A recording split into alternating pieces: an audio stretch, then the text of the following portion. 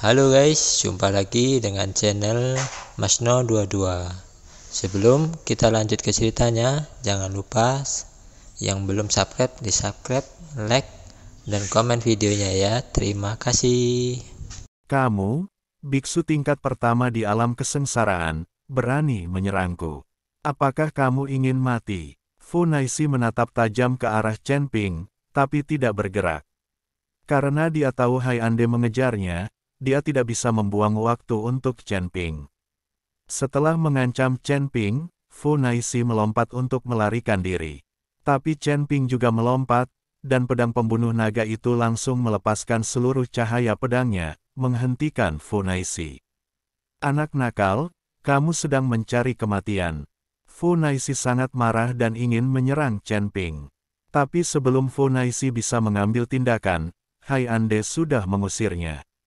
Melihat Hai Ander mengejarnya, Fu Naixi hanya bisa fokus pada Hai Ander.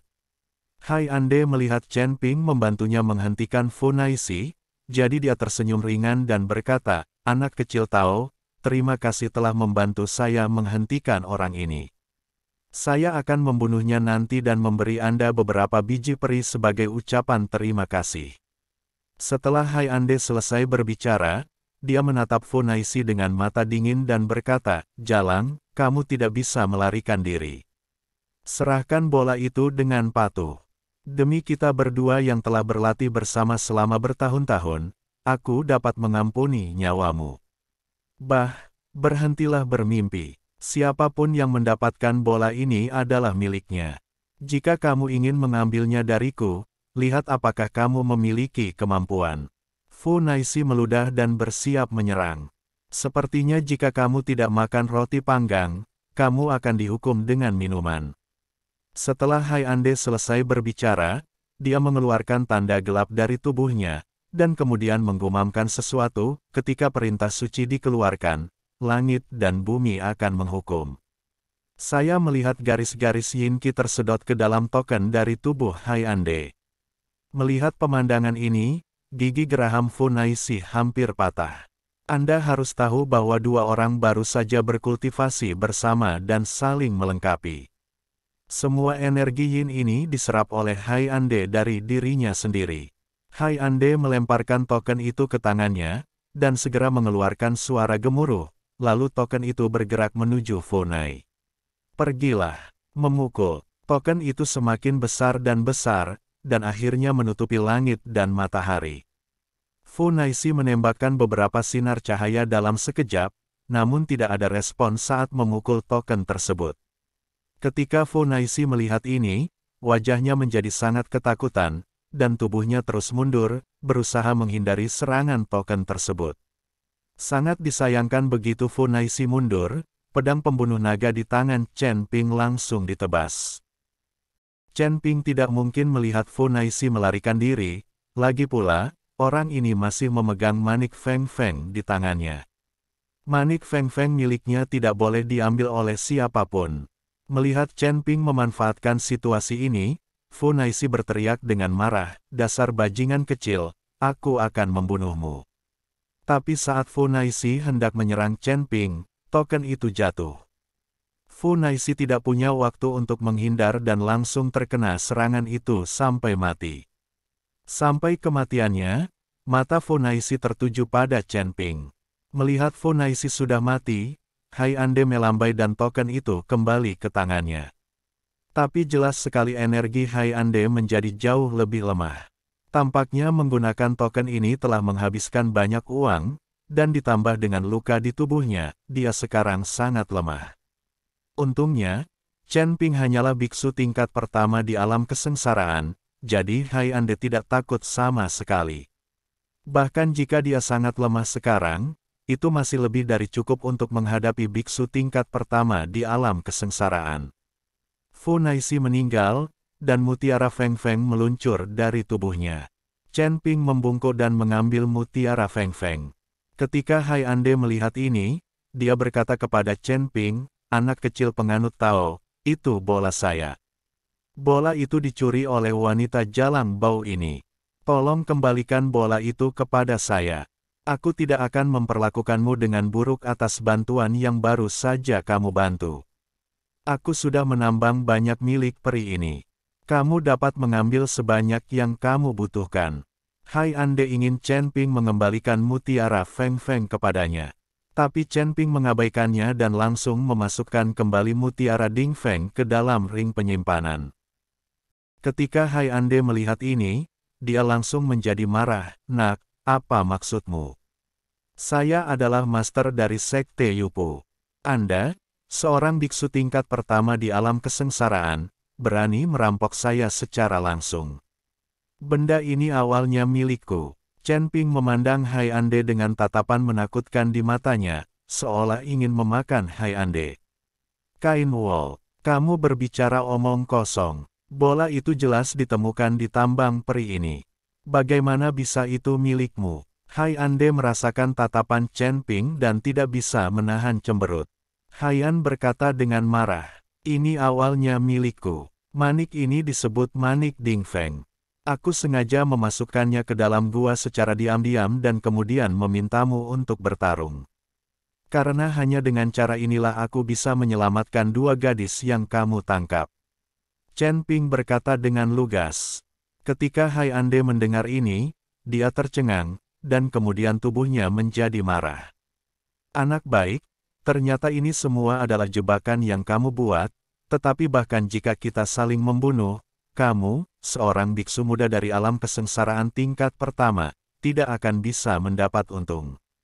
Jika kamu tidak menyerahkan bola itu, jangan salahkan aku karena bersikap kasar padamu. Aura di tubuh Hai Ande meledak, tapi wajahnya semakin jelek. Dengan luka di tubuhnya dan urgensi kemarahannya, Haide mungkin tidak bisa bertahan lama. Pada saat ini, beberapa murid Sekte Yupo berlari keluar gua. Saat ini, hanya ada sedikit orang yang hidup, dan semua orang masih memakai warna-warni. Menguasai. Setelah keluar, beberapa murid Sekte Yupo buru-buru datang ke belakang Hai Ande. Melihat muridnya keluar, Hai Ande berkata dengan mata merah, kalian, bunuh orang ini sekarang juga, sekarang juga. Meskipun murid-muridnya terluka, bagaimanapun juga, mereka semua adalah biksu di alam kesengsaraan tingkat ketiga atau keempat, dan ada beberapa dari mereka, untuk menghadapi Chen Ping, yang berada di alam kesengsaraan tingkat pertama, mereka akan mudah ditangkap. Hai Ande berpikir begitu, tapi hasilnya sangat berbeda. Saya melihat beberapa murid Yupo menyerang Chen Ping. Tapi Chen Ping tetap tidak bergerak, dengan tatapan dingin di matanya. Tepat ketika Yupo Man ini terlihat, pedang pembunuh naga di tangan Chen Ping bergerak. Saya melihat Chen Ping berayun ke depan dengan seluruh kekuatannya, disertai dengan auman naga.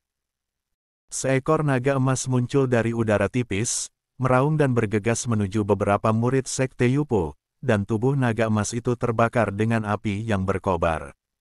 Kemunculan naga emas mengejutkan para murid Sekte Yupo. Ketika naga emas tiba di depan mereka dan terbang melewati mereka, hanya beberapa orang yang bereaksi. Sayangnya, sudah terlambat, semuanya terbakar bensin. Dengan teriakan keras, beberapa murid Yupo berguling-guling di tanah dengan putus asa, mencoba memadamkan api. Tapi ini adalah api pamungkas iblis, dan tidak akan padam meskipun terendam air. Begitu saja, Chen Ping menyaksikan tanpa ekspresi saat beberapa murid Yupo dibakar hidup-hidup. Melihat murid yang terbakar itu, Hai Ande tercengang. Ini semua adalah murid alam kesengsaraan tingkat ketiga dan keempat. Apakah dia dibunuh seperti ini oleh Chen Ping, biksu tingkat pertama di alam kesengsaraan? Atau membunuh dengan satu pedang? Apa naga emas tadi? Bisakah seorang kultivator tingkat pertama di alam kesengsaraan dapat melepaskan kekuatan semacam itu? Hai Ande tidak mengerti, dan bahkan lebih bingung lagi, apa yang sedang terjadi. Kamu bukan biksu tingkat pertama di alam kesengsaraan. Kamu telah menyembunyikan kekuatanmu. Siapa kamu? Hai Ande panik. Jika dia tahu bahwa Chen Ping memiliki kekuatan seperti ini, dia pasti sudah mewaspadai Chen Ping sejak awal. Kalian sekelompok binatang buas, aku di sini hanya untuk membunuhmu.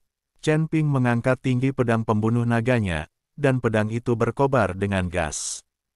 Chen Ping menebas dengan pedangnya, dan cahaya pedang melesat ke langit. Melihat ini, Hai Ande dengan cepat melemparkan token itu ke tangannya, mencoba memblokir cahaya pedang. Lari. Chen Ping perlahan berjalan menuju Hai Ande, mata Hai Ande penuh ketakutan, tapi tidak ada cara untuk melarikan dia. Tapi setelah token itu menyentuh cahaya pedang, itu langsung berubah menjadi beberapa bagian. Tapi cahaya pedang yang ditebas Chen Ping tidak berhenti sama sekali, dan menebas langsung ke arah Hai Ande.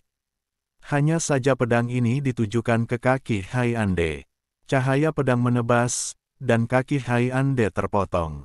Hai Ande, yang awalnya tingginya lebih dari 1,8 meter, tiba-tiba menjadi hanya 1 meter. Chen Ping berjalan ke arah Hai Ande, tetapi tidak membunuhnya, sebaliknya, dia berjalan lurus dan memasukkan semua biji peri yang telah ditambang ke dalam ring penyimpanan. Tambang peri ini ditambang dengan susah payah oleh Yufmen dan Yupumen, Chen Ping tidak bisa menyia-nyiakannya. Alasan mengapa dia tidak membunuh Hai Ande adalah karena dia ingin membawa Hai Ande ke Miao Miao dan Kai Qianan. Dia ingin dua gadis membunuh binatang ini dengan tangan mereka sendiri. Mungkin hanya dengan cara inilah kedua gadis itu dapat menemukan kenyamanan di hati mereka. Tepat ketika Chen Ping menyingkirkan tambang peri dan hendak membawa Hai Ande pergi, tiba-tiba 5 orang menakutkan datang dari jauh dan mendekat. Chen Ping mengerutkan kening dan menjadi gugup. Tapi saat dia melihat orang itu datang, dia menghela nafas lega. Ternyata Bai Qian datang membawa bala bantuan. Ketika Bai Qian melihat ke arah Hai Ande yang malu dan orang mati di luar gua, dia tercengang. Dan beberapa orang lainnya juga memasang ekspresi kaget di wajah mereka. Chen Ping, ini, kamu yang melakukan semua ini. Apakah kamu menyelesaikannya sendiri? Bai Qian bertanya dengan sangat terkejut. Bai Qian tahu bahwa dia pun tidak akan mampu menghancurkan Sekte Yunu dan Sekte Yupu sendirian. Dia tidak tahu bagaimana Chen Ping melakukannya. Chen Ping tidak berbicara, hanya mengangguk, lalu mengambil Hai Ande dan pergi. Beberapa orang lainnya memandang Chen Ping dengan kaget, mereka juga tidak mengerti bagaimana mungkin Chen Ping, seorang pria yang berada di alam kesengsaraan tingkat pertama, bisa melakukan semua ini. Jangan pergi, aku baru saja memindahkan orang ke sini. Sial, harta karun apa yang dimiliki peri itu? Berapa banyak yang bisa kita ambil hanya dengan beberapa orang ini? Dan siapa yang menambangnya? Bai Qian melihat Chen Ping membawa Hai Ande pergi, jadi dia siap menyusul. Putri Rubah, apa maksudmu? Kamu bilang ada harta karun di sini dan kamu telah menjebak kami. Di mana harta karun itu? Kaisar Macan Tutul menghentikan Bai Qian dengan sangat tidak senang dan bertanya. Ini tambang peri. Bukankah tambang peri adalah harta karun? Bai Qian menunjuk ke tambang peri dan berkata, akan membuang-buang waktu untuk berlatih dan menyerapnya langsung di sini. Saya tidak tahu berapa lama waktu yang dibutuhkan untuk membuka medan perang para dewa dan iblis. Raja Kera juga sangat tidak puas. Meskipun biji peri adalah barang yang bagus, namun tidak ada gunanya bagi tim kecil. Lagi pula, masih perlu ditambang, dan tidak nyaman untuk dibawa.